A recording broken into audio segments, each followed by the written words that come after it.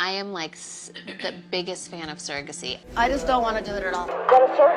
Gestational surrogacy has become a new reproductive practice that has given an opportunity to thousands of families around the world. But celebrities have taken it on themselves to turn it into a trend and a dreadful game.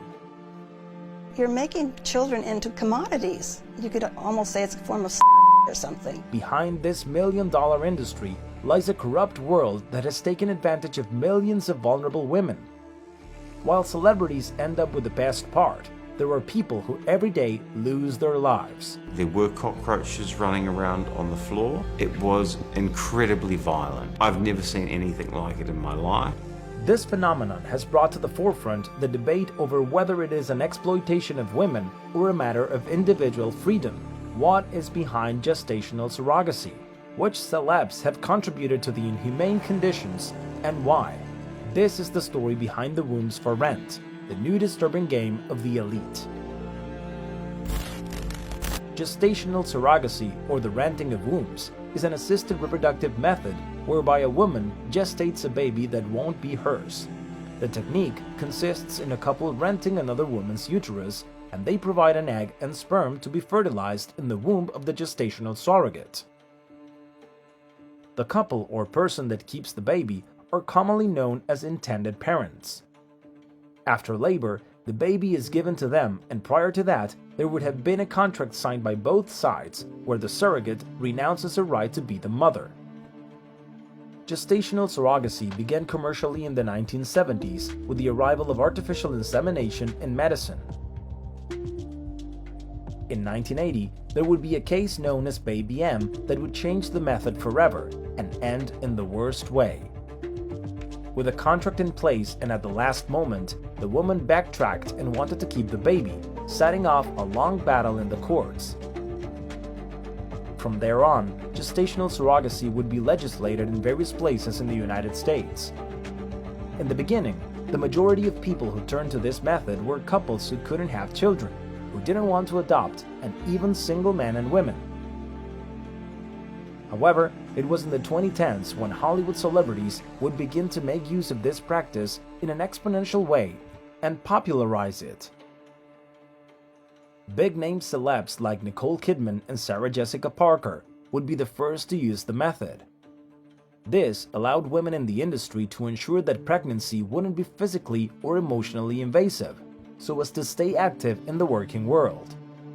I feel like a lot of my peers and people my age were so focused on career and hitting these life goals, and we're so afraid of losing identity. I certainly was. You know, I don't want to just be known as a mom, and I don't want to have to make these sacrifices, and I don't want to lose everything that I've worked for. Beginning in 2012, this method would catch on in Hollywood and become a norm among celebrities. However, this trend was far from being peachy keen. Initially, it was thought that the practice was mutually beneficial. Celebs could continue their lives and the gestational surrogates would receive large sums of money. But this trend helped form an industry that would begin to take advantage of the surrogates and the million-dollar agreements. Cost of surrogacy, only a small part actually goes to the gestational carrier, and then there's also costs that are associated with the agency and lawyers and insurance, and it all adds up, but the gestational carrier only gets a portion of that. This method of assisted reproduction is extremely privileged. Prices can vary between $55,000 to $200,000, depending on the country where it's carried out. With advances in the technology, surrogacy would become exclusive to celebrities, and according to Global Market Insights, with the use of social media and its popularization on television, it is estimated that by 2032, the market will grow from $14 billion to $129 billion. However, behind the opportunity to build a family are emotional, ethical, and health considerations that are completely devastating. People begin to forget that there is a person behind the process and that women and babies would turn into commercial goods.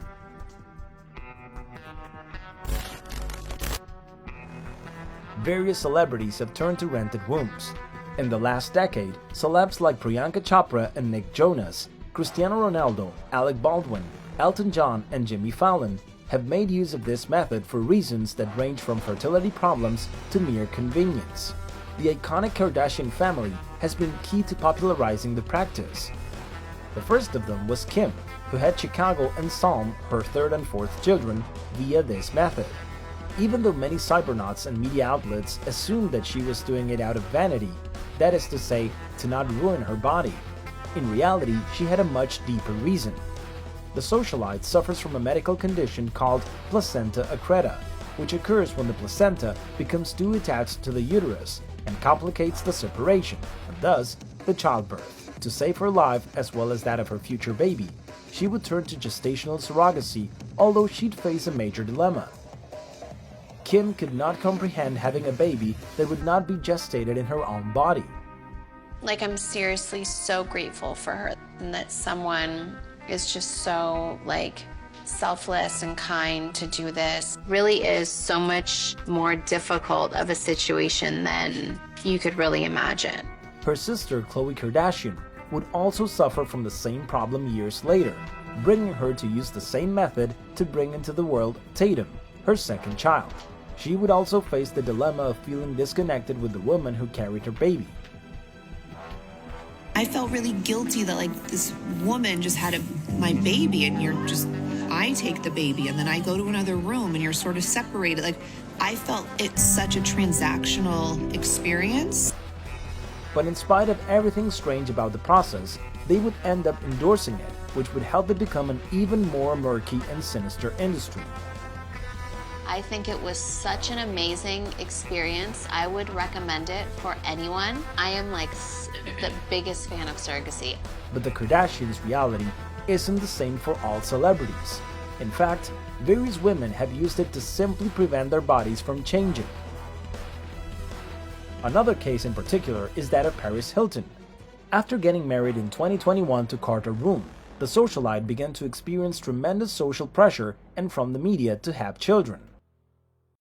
Her own mother would float the rumor that she was having fertility problems, something that Paris would deny. It was her own husband who convinced her to have children. When do you want to have a baby, by the way? Carter wants right after the wedding. That's why we're rushing. We'd have to get him in the oven January, February, March, because I really want kids that are old for their class, because then they're good at sports, then they get more confidence. However, the last thing Hilton wanted to do was get pregnant. The star very much feared going through this process due to the changes she'd have to face, such as giving up her travels and work, and the trauma of childbirth, basically everything that comes with being pregnant. I just don't want to do it at all. Get a surgeon. But there are other celebrities that have been brutally criticized. Jamie Chung, actress from movies like Grown Ups and The Hangover Part 2, has been very upfront about the birth of her children and has admitted that the reason she chose surrogacy was because she didn't want to miss out on opportunities in the industry. According to her, women are immediately forgotten when they step away from acting. And even though the reason is extremely valid for many, there's one case that has left many irked to their core. Jeff Lewis, an American designer and TV personality, along with his former partner, filmed their surrogate mother in order to later use it in an episode of his reality show, Flipping Out. Not only did he decide to film it, but he also made fun of the woman for something so natural like not shaving her intimate parts, as if the whole process was just a big game. Meanwhile, in the Spanish-speaking world, there were also cases like that of Miguel Bosé and Ricky Martin, who decided to use the method given that their partners are men. However, the most controversial of all has been the Spanish actress Ana Obregón. She was severely criticized for having used the practice to become a mother at 68 years old. This was hardly the only controversy, as in Spain, the procedure is illegal, but others also alleged that it was highly irresponsible to become a mom at such an age, considering the probability that she could pass away while her baby was young is much higher. But this world of celebrities and surrogacy is only the tip of the iceberg of a shadowy industry that for years has mistreated women. Gestational surrogacy is illegal in a number of countries around the world, including Spain, Australia, and the United Kingdom, among others. However, it's not a problem for people with loads of money, as they can simply look abroad and obtain the permits. The prohibition hides a dark reality and murky business. In 2015, Thailand had to prohibit maternal surrogacy abroad after an Australian couple abandoned one of their twins due to the child having Down syndrome. Countries like Ukraine also were a popular option thanks to their low costs, but it would stop after war broke out. Nonetheless, Mexico, India, and Georgia are unfortunately the main countries where surrogates live in the worst conditions. Georgia, a country located at the intersection of Europe and Asia, is one of the 4 countries in the world where it's legal to pay a woman to give birth to a baby for another person. It costs $12,000, a fourth of what it costs in the United States, and between 80 and 100 surrogate babies are handed over every month. Unfortunately, being a low-income country, women turn to this method as a type of job for economic reasons. Nino Lemazashvili, a 39-year-old woman, has had to resort to this method 3 times, as she needed the money to be able to escape a violent relationship she had with her husband. ეს ჩემი წამლებია, ამას ვიკეთებ მუცელში, ნემსი არის, ამასვავ ეს არის წამალი იმის რა ქვია, ეს არის კიდე კარდიომაგნილი გულის მუცელში, ფრაქსიპარინ. Is that every day? Yeah. The woman acknowledges that she hasn't undergone the process because she wanted to, and that it is extremely hard to gestate a child and later give it away as if it was a toy. გრძნობა ის რაც დედა განის შვილების მიმართ იგივეს გრძნობს შეკითხვა მის ორგანიზმმა ხო იცის რომ მან ხო არ იცის რა სხვისი. In India, surrogacy was legalized in 2002, and to this day it has become $1 million business. It's estimated that by 2017 there were around 2,000 gestation centers with over 25,000 babies produced for Western clients. By all accounts, it's difficult to arrive at an exact figure, as it is severely unregulated, opening the door to terrifying practices against women. I do see surrogacy as an attack on women in many ways, because it is being propagated in the absence of a law. So we do not even know whether the surrogates are being given the proper care and treatment that they deserve, or who are the parents who are coming in for this surrogacy. In 2018, the country would make the practice illegal in response to the terrible conditions Indian surrogates were forced to undergo. The women were given contracts in English, which they didn't understand, and they ended up facing medical procedures without their consent, which in numerous occasions included abortions. Another country where it is big business is Mexico. There, millions of tourists arrive each year, and it is one of the preferred destinations to contact surrogacy agencies. A couple from New Zealand, David and Nikki, decided to go to Cancun, as they were promised it had the best conditions. However, the couple would later encounter something terrifying. The surrogacy agency was keeping half of the money.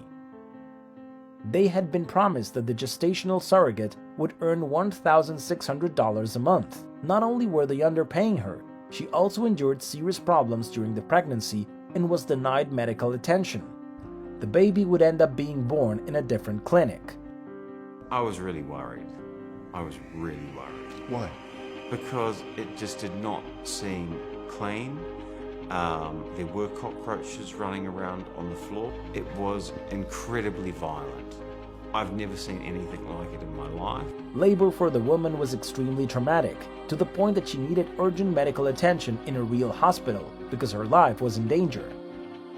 But the agency asked the couple for more money, even refusing to transport the baby to save its life. Due to all the complications, David and Nikki ended up paying $120,000 more than they expected. That is to say, nearly $232,000. There are hundreds of women in Mexico that still continue being exploited within this $1 million business. Fue duro, porque prácticamente di a luz con los medicamentos que me dieron para que salieran y fue algo largo. Tuve contracciones, tuve muchos dolores, sola, en medio de la noche, rodeada de mucha gente, pero sola. en un baño de la casa. The industry of gestational surrogacy is a new domain which is still being ignored by thousands of countries around the world. Turning a blind eye only worsens the conditions in third world countries that are being used to generate money. Moreover, a debate has emerged around the lives of the babies and how unnatural the process stands to be. You're making children into commodities. You could almost say it's a form of slavery or something. Even though having a biological child is something that many wish for, it is important to remember that there are millions of children around the world in adoption centers. Exploiting vulnerable women must stop being an option. Did you know about the murky world of gestational surrogacy?